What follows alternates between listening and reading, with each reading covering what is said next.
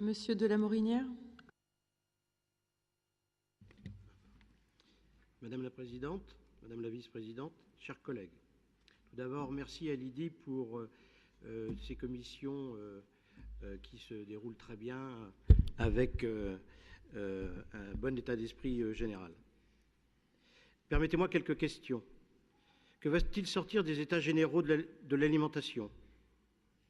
Quelle part sera réservée à l'agriculture proprement dite? Quel avenir pour cette agriculture qui vit dans un carcan administratif et financier? Quel avenir pour une agriculture des normes et de flicage? Tout cela est contraire au libéralisme prôné par les politiques en place. Concernant les États généraux de l'alimentation, nous jugeons cette concertation trop verticale, dans la mesure où le ministère de l'Agriculture a avant tout consulté les grands groupes et lobbies et syndicats majoritaires, les groupes de distribution et industriels. Pour le moment, le débat autour de ces États généraux reste cantonné aux questions des prix agricoles. Espérons que ce ne soit pas uniquement un effet d'annonce du président Macron. Il est peu question de la qualité des productions. De plus, certaines questions sont encore évoquées à ce jour qui le mériteraient pourtant. La transmission des exploitations, leur devenir à moyen terme et court terme, quand on sait qu'il va y avoir une vague importante de départ à la retraite dans les 4 à 5 années à venir. L'étiquetage des produits transformés et leur provenance au niveau européen. Et pour finir, de la dépendance alimentaire de la France, qui est une réelle question que les Français se posent et qui est légitime. Mais si rien de tout cela n'est fait résolument, et selon les mots de notre collègue Édouard Ferrand, député UNL-FN au Parlement européen, 2018 sera une nouvelle année perdue pour les agriculteurs français.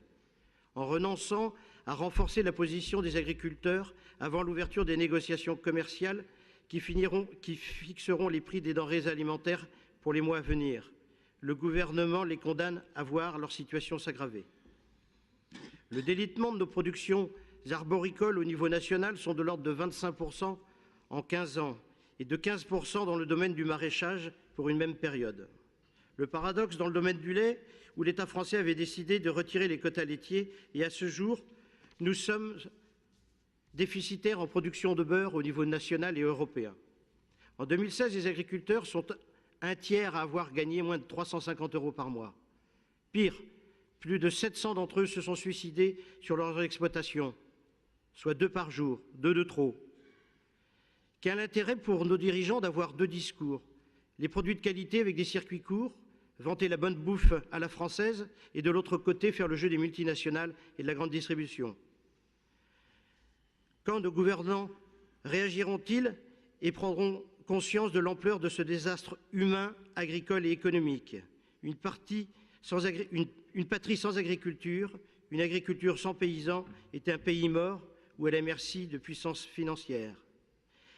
Quant à ces accords du CETA qui menacent notre agriculture, enfin une bonne nouvelle si elle se réalise pour les agriculteurs, grâce au travail sans relâche des députés français au Parlement européen pour convaincre certains eurodéputés des pays membres de ne pas valider le projet mortifère du CETA, aidés par les eurodéputés anglais qui peuvent prendre part encore au vote contre ce traité. Merci de votre attention.